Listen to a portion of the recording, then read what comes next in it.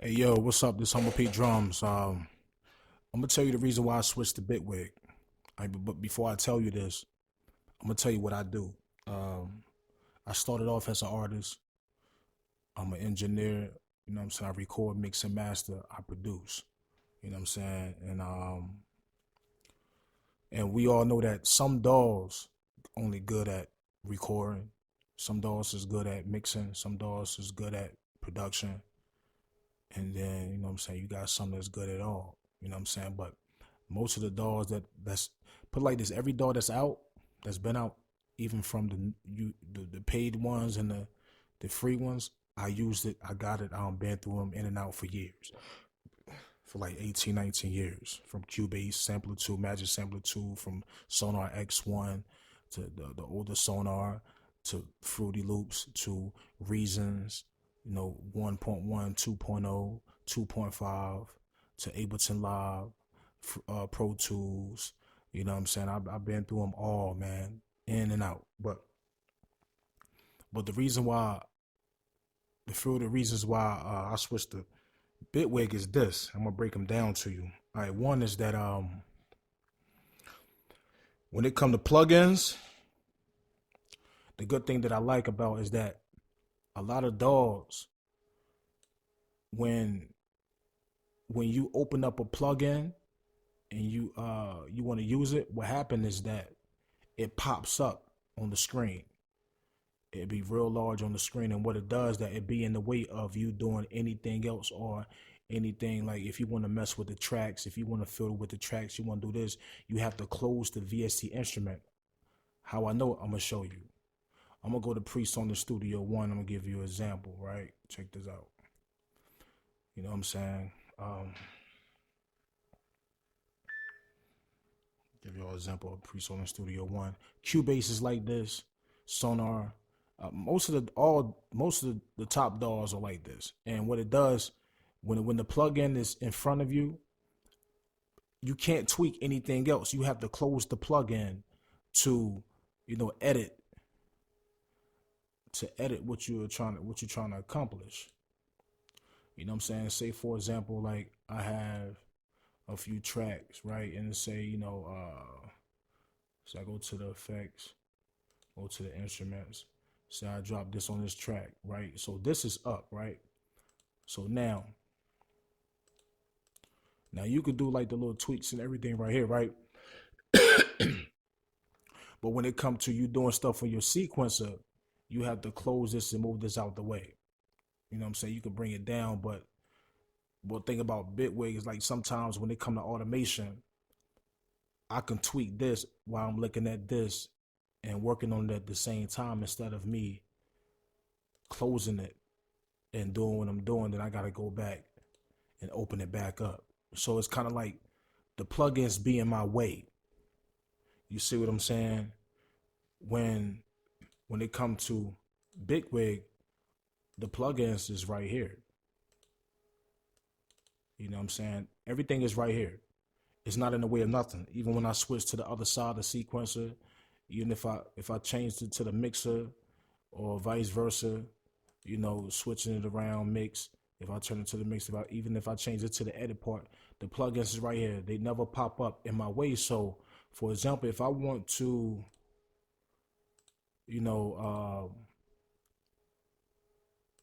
say,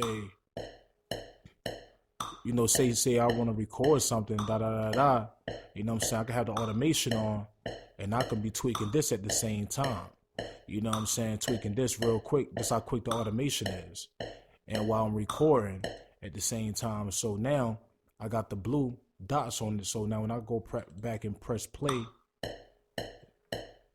these are going to move. Aren't you gonna see them move? You see? So it's not in my way. See, but in Ableton Live, I mean in PreSonus Studio One and most other DAWs, is that now you have to like literally set. It's like an extra little steps you have to set up to do automation on this. It's not as bad, but it's like 2, 3, 4 steps that you have to do to set up automation. When I could just press the automation button in Bitwig, and voila, I'm doing it. All right. All right. Another thing I switched because of the clip launcher. All right. One, you got this way. So what I'm gonna do, I'm gonna go to some samples. And I'm gonna drop some samples in here. Like for example, like, or what I can do. Oh, come back, baby. I'm gonna drop some samples. You know what I'm saying? I can add another instrument track. You know, what I like about this is that you got this way, horizontal, where you could just drag it straight to the track like this. You know what I'm saying? Or you can press tab and you got the mix away. Now, the reason why I make beats on the mix away first, instead of doing it the old original way like everybody else when they make it on the sequencer, is because of this.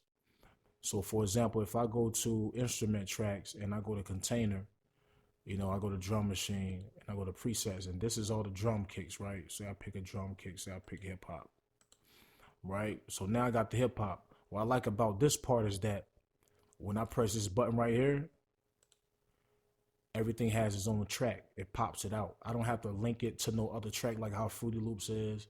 Everything has its own track. I don't have to go press no button to send it, create its own track, all this extra stuff. Now, this way, I know some people was complaining about why when I was showing them a tutorial, why I don't use it this way. The reason why I don't use it this way, only on certain things, because it don't open up the tracks.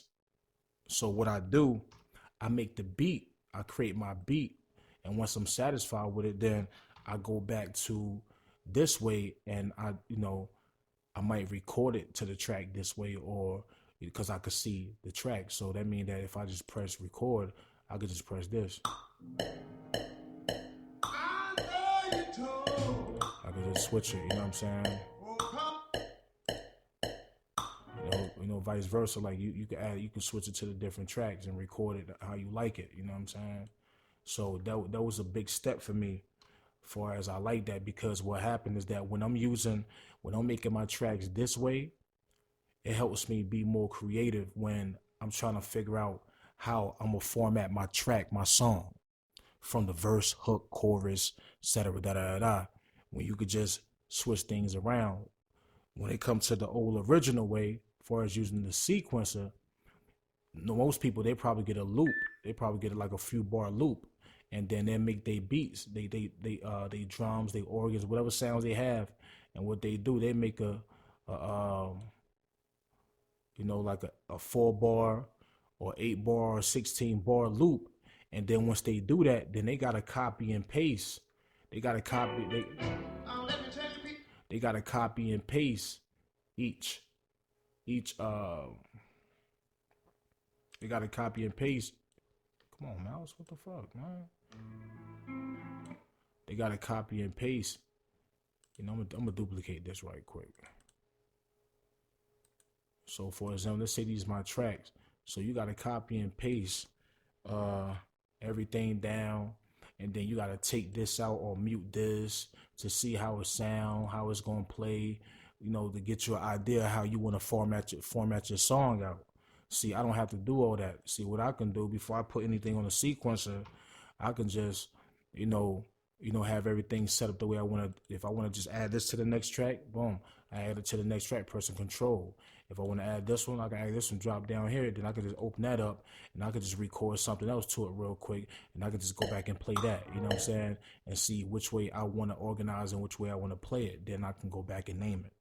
You know what I'm saying? Like, so, hope y'all get that part. All right.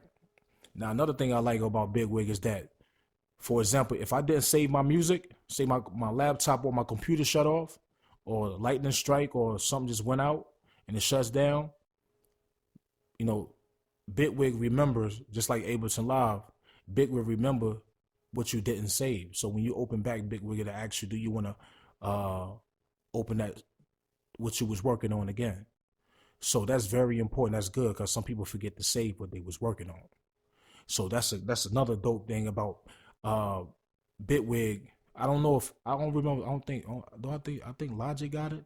I'm not sure now, but most of the other DAWs don't have that shit, man. They far behind with that. You know what I'm saying? They might get it one day, but they don't got it. And Ableton Live been having it since day one, And the people that used to work for Ableton Live end up making Bitwig, so they put it in there. All right, another thing is that I like about it is the stock drum kits. Like, I've been using so many VST instruments in my life. A lot of them cause a lot of bugs and a lot of problems and a lot of CPU. They get very CPU intensive. So when you able to use the stock that come with it, it give you way less problems when you mix and stuff. So when you start learning how to mix and master and realize you can make your own sounds, tweak it and turn it into a preset, then people, I start kind of getting away from a lot of VST instruments that everybody's so hype about, because I have them all. I have all the VST instruments, even from the effects, from waves. I use all that shit in my life, man. You know what I'm saying? And a lot of that stuff is good, but I'd rather use the stock stuff. So when I went inside the drum kick, because a lot of DAWs I used to use, they drum kicks wasn't nothing, man. They stock stuff wasn't all that good. Fruity Loops got a good stock of things, but I think a few other DAWs give you some stock stuff, but a lot of stuff come in wave format. So when they come in wave format, it's like 20, 30, 40, 50, 60, 80 gigabytes of memory. When Bitwig designed theirs in a different format where it don't even take up a lot of memory, seriously. But the drum kicks in here, they got a drum kick for every genre, man. From the 606 to 808s. Anybody used to produce back in the day used to use analog like me. They know the 505, the 606, 808, 909s. Then they got a drum kick for every genre, even down to, like, look how many drum kicks in here. Like, what the fuck do you need? And then you can go ahead and tweak it up any kind of way you want, then save another preset. So if you can't make beats and you complain about you need drums, something ain't right with your creativity, man. You know what I'm saying? That's why I see it.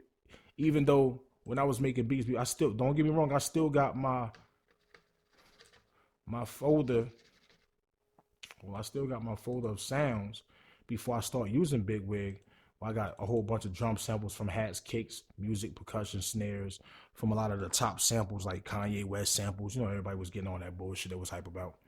You know what I'm saying? I realized, like, well, shit, when I started using the stock in Bitwig, I was like, man, I don't need no more drum kits. Seriously, like, they joints sound so good. It's ridiculous, man. Hold on. Let me see, maybe we can.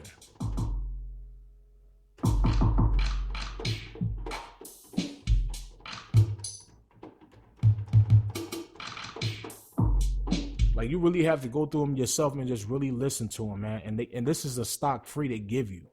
Like, when you buy the software, they give you this for free online. You know what I'm saying? You don't even gotta pay for that shit. Like, that's crazy.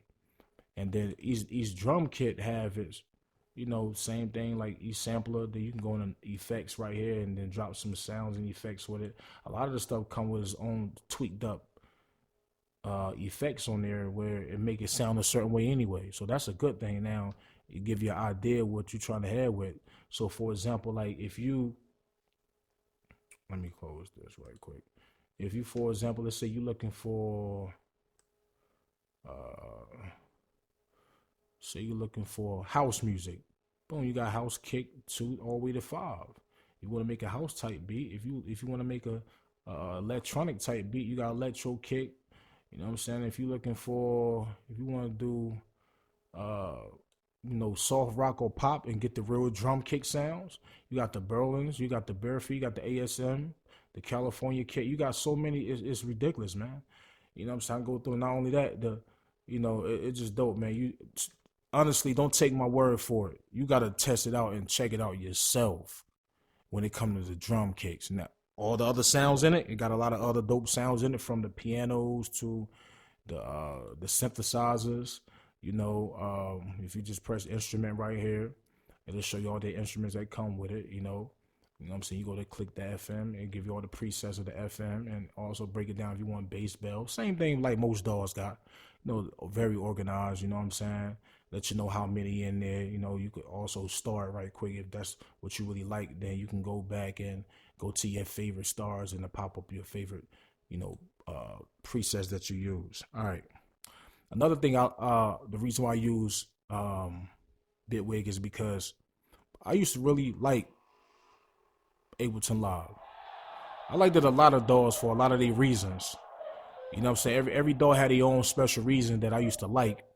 But when I started using Bitwig, they took like all the dopest things that each DAW did and took it and used it and put it inside Bitwig. That's what I really like about it.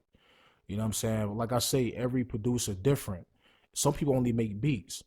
Some people only record. Some people only mix and master. Some people only, uh, you know, you know, whatever they do. See me, I do it all. I record artists. You know what I'm saying? I mix and master. I produce and submit music to other people. As far as rapping and shit, I don't really do all that no more, man.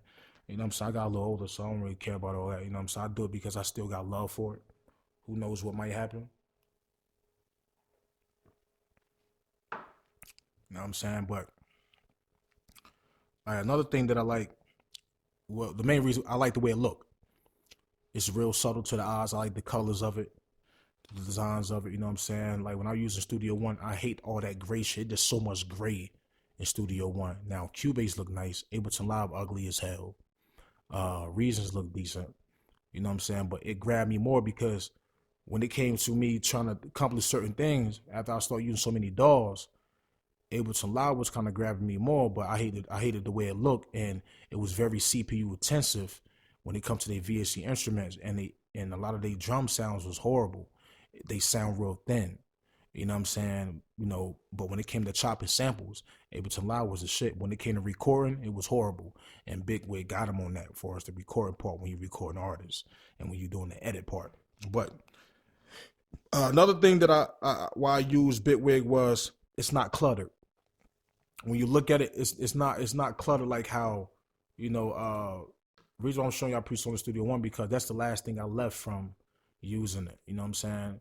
Like on Presonus Studio One, like it's so much, it's not as cluttered that bad, but they start putting so many options, and I don't like the color way it look, man. Like even though you could change the colors on here now, but it still just look weird. It's not subtle to the eyes because when you're sitting here just looking at it for a long time, you actually get drained, man. You get drained. Like I kid you not. But this is the dope part about one of the dope parts about Presonus Studio One. They show the pictures of the instruments before you drag and drop it inside the DAW. That's dope. You know what I'm saying? I think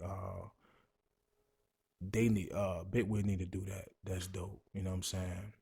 Okay, now when it came to chopping up beats, I didn't like the way it chop up beats in here. Even though you have to chop it up to the drum machine right here, it was just it was kind of simple, but you had to do like 3-4 steps to chop it up and drag it inside. You gotta drag the wave to the track, and then you gotta cut it up and all that. Then you gotta cut half of the track because it's not like it's gonna let you drop a certain amount inside the drum pads automatically. So you gotta cut half of the track, especially if a song is like 5-6 minutes. And then once you cut it, then you start chopping it up automatically. Then you grab the whole track and you drop them in here. Then it's go to each, each pad, and then you have to set up each pad to trigger a certain way. So what I had to do, I had to create a preset to make the drum pads create a certain way when I'm playing the sample. You know what I'm saying? Producers know what I'm talking about when they come to that part. See, but in here, all I had to do was, click on this.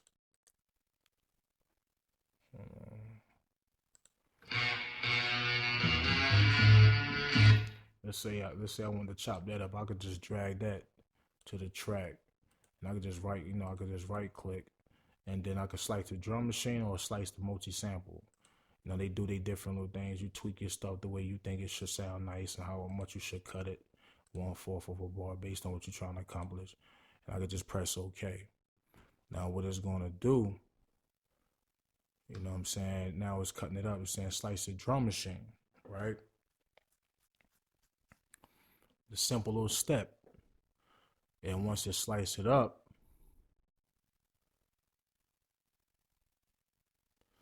I should have showed y'all where it'll tell you how many drum, how many samples it had to slice up. I think it's like 100 or something.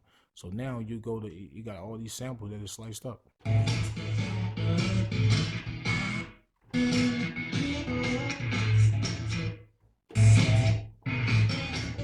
know what I'm saying? And you just get to working quick, easy. You know what I'm saying?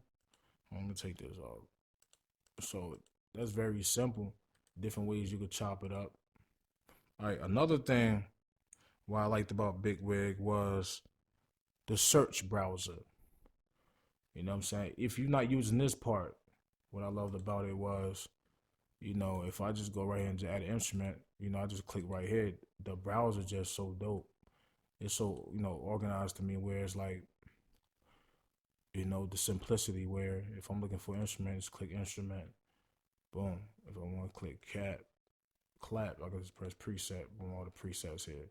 Then I can pick bright, clean, you know what I'm saying, noisy. My Cubase was good with this. See, that's what I like about Cubase. That's one of the things I used to like about what Cubase did. You know what I'm saying? And they actually kind of took that idea and put it inside this drum. And so that's what made me fall in love with it. Then my multi-samples that I already downloaded, thousands of samples, multi-samples of different instruments through the years that I had. Then I got my samples, then I got my music of everything that I had on CD that I converted from CD to Wave and MP3, and I put all my music on here, like different stuff. You know what I'm saying? Thousands of songs and stuff, man. It's like right here, I could just go ahead and just if I want to chop something up, because all the time I don't use samples. I just I make original beat. You know what I mean? And it'll let you know if you're looking for Wave, MP4, MP3. It'll break it down for you that way too. Like it just got its perks, man. It'll let you know how many sounds in it. You know what I'm saying? It's dope, man. It's very organized. You have to really play with it to really understand. You know what I'm saying? I think who else got a good browser? PreSonus Studio One got a good browser. I think Logic also. But like I say, it took certain things from it and put it inside this. Now, when it comes to automation, I like the automation on here. It's dope. You know what I'm saying? Because I could just press this and with the automation, press play, and I could just do that like that. Boom. You know what I'm saying? Press whatever I'm doing, and I could press stop, go back and press play. It's gonna move that around. Let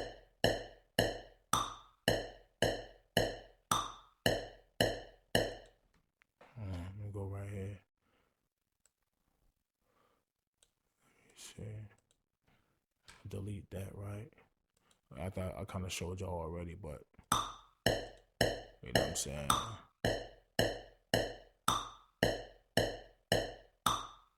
Bring the levels up. Say you want to bring your levels down a certain kind of way. Tweak this, add a little reverb to it, take it down. Anything you could possibly think of, man. You know what I'm saying? Now you press play and go back, it's going to tweak all that automatically for you. You know what I'm saying? And then if you don't want it, you can just right click on that blue dot and just press delete automation.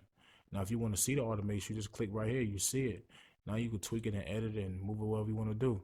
Like most DAWs, what you have to do is that you got to go up to the top, go to an option, and you got to, especially if they got a VSC instrument, especially if it's a VSC instrument that don't come with the program, you have to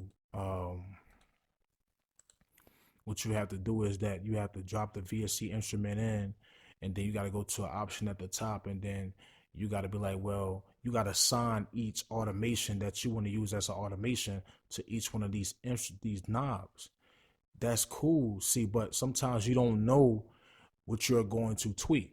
You know what I'm saying? Sometimes you have to listen to it to know how it's going to sound. You know what I'm saying? But this is like, I could just press automation, press play, and I could just tweak what I want to tweak instead of trying to assign something to anything. I could just, I don't gotta go through all them extra steps to assign any fucking thing. Now it's gonna write it automatically. And then another thing on a lot of the DAWs where you gotta press write or you gotta press read. Like once you finish with automation, you gotta press a knob called read and then press play, then it's gonna read it. Then you wanna record it, then you gotta go back and change read to write. Like it's too much extra shit, man. You know what I'm saying? When what this program does, it helps you get your creativity out instead of sitting here trying to figure out how to do something. You know what I'm saying? Time is money. That's what I like about it. You know what I'm saying? Another thing was updates. Everybody know this. This program give you updates out the woodwork, man. When you buy it, man, it give you updates. They come up with updates all the time. Any bug fixes, it comes with an update for free all the time. All the time. Everybody know Cubase gave people problems. Everybody sit here and tell you they know. That's why a lot of these companies, people, they start switching to other DAWs, looking for other DAWs because they spend $400-500 on a DAW, and then you realize like, yo, man, I can't even get no update to get my shit fixed. And then when you hit them up, they don't respond back to you. Now you mad because you can't get shit accomplished because you need to update. Same thing like video games, man. Shit be fucking up on the John, and they don't give you these updates. And sometimes a DAW be good to a person, but it'd be a problem with something, then they don't give you an update. They don't respond back, the customer service, and then you pissed off, man. It's like you spent your money, and that's not fair. So that's another thing I like about Bitwig. The updates is all the time, man. I personally, I say like they come up with a new, even when they get a new version out and they added new stuff to it, they give you that for free. Straight up. Another thing is CPU. When it comes to CPU, the plugins you use that come with the program, they're not CPU intensive at all. You know what I'm saying? The quality just as good. When you use a whole bunch, I can go up to 100 tracks and have no problem. Yeah, it's all about how powerful your computer is, but man, I can go through certain DAWs, man, like PreSonus Studio One, drop a lot of these plugins, that shit start drawing. And right now I got 16 gigabytes of RAM. I got a Windows 10. I have a i7 processor, so I got something pretty fast, but you still can get them certain problems based on what you're using, especially when you're using outside VST instruments. They have like a whole bunch of uh, sounds like a orchestra sounds put together. It take way more CPU power, but when you're using the orchestra on here, they plugins, you don't get that problem when you got a nice computer. I'm telling you. Another thing is that 32 and 64-bit plugins. A lot of the plugins that's came out like from plugin effects and VST instruments, a lot of them still 32-bit. A lot of them haven't converted to 64-bit yet. You know what I'm saying? Some people still have 32-bit computers. So if you got a computer that's 64-bit, then you fuck when it comes to your certain plugins. You can't use them, right? But in Bitwig, you can use 32 and 64-bit easy with no problem at the same damn time. You know what I'm saying? You can use both. You know what I'm saying? And the thing is, if you have a problem with a plugin, it's not going to freeze up your software or you know, make you lose everything or have to reset your software because you got a bug on a plugin that's not working. What Bitwig do, it just cuts that plugin off if it give you a problem. This is the outside stuff. You know what I'm saying? The stuff that come with it, the stock, you don't have those problems. That's why I like to use stock more now. Another thing is that, you know what I'm saying? Well, I basically talked about that. What else can I tell y'all about? Why I like this software, man. Oh man, it's just it's so much, man. But them really like the main things, you know what I'm saying? Because I mean, when it comes to a lot of other stuff, man, a lot of the DAWs do the same stuff. It's all about if it's doing it faster, what does it faster or not. So, but like I say, when it come to recording and mixing and mastering and everything at one, Bitwig does it for me compared to every other DAW that I ever use, and I'm good with all of them. I done been through trials and tribulations with all of them, reading books about them. I can teach classes with every DAW that I ever use. You know what I'm saying? Every one of them. I put all my time into it for like 19 years, man. But, you know, but what I'm saying doesn't mean that it fits for you. Like I say, some people only producers. If they only a producer, then they probably only just need Fruity Loops or Reasons or, you know, or Ableton Live. If you're a mastering engineer, some people just only need Samplitude, T-Rax, or you know, Cubase, or whatever DAW it is when it comes to mastering. You know what I'm saying? But when you need all of them at the same time, and sometimes you might be making a beat and you need to record certain things in a certain perspective, you know what I'm saying? Every DAW ain't gonna give you those fast, quick steps when making a beat. You know what I'm saying? Some other DAWs is more slow. They still kind of like doing it in the old school way. You know what I'm saying? And so they have to, they have to restructure their whole DAW over again, rewrite it. You know what I'm saying? To make it look and design and be a certain way, to function a certain way. And sometimes they don't want to do that. You know what I mean? They came too far. What else? Let me see. I mean, it's still, well, another thing that I like is that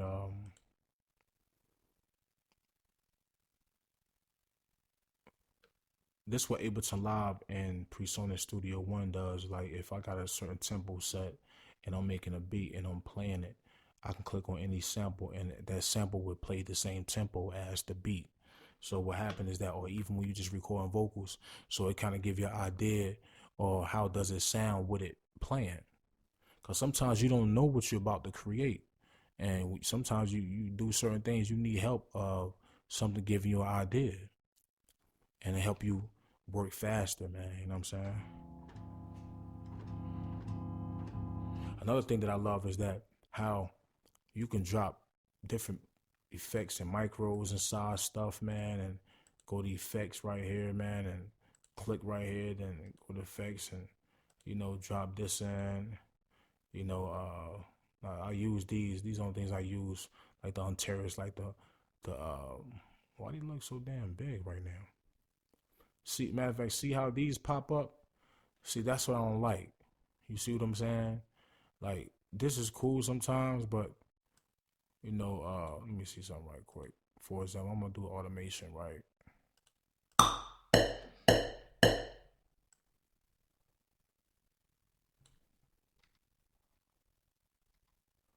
See, now when I open up this joint, you can't even switch it. You can't switch it to the sequencer track. Let me go back. Oh, that's dope. I didn't even know it can do it with the outside VSC instruments. You can still just open up the plug-in and just tweak it. You know what I'm saying? Instead of assigning it to a certain knob, like say if you want to automate this, you gotta assign something to reduction and then all this extra shit you gotta do. So it's good I don't gotta do that. But like I say, like how they pop up. So when I want to tweak something, I gotta sit here and close it. I gotta go back and open it up. When it comes to the stock stuff, it's like it's right here. It don't go nowhere. It don't pops up in my way.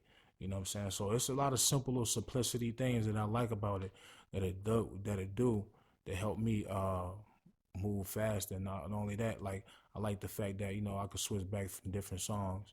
You know what I'm saying? Boom, and just press that and just you know what I'm saying, and just press play. You know what I'm saying? So press play. I don't know why it's not playing, but then also like for example, let's say I got this sample right here. I can grab this sample, go right here, and I can just drop it in here easy.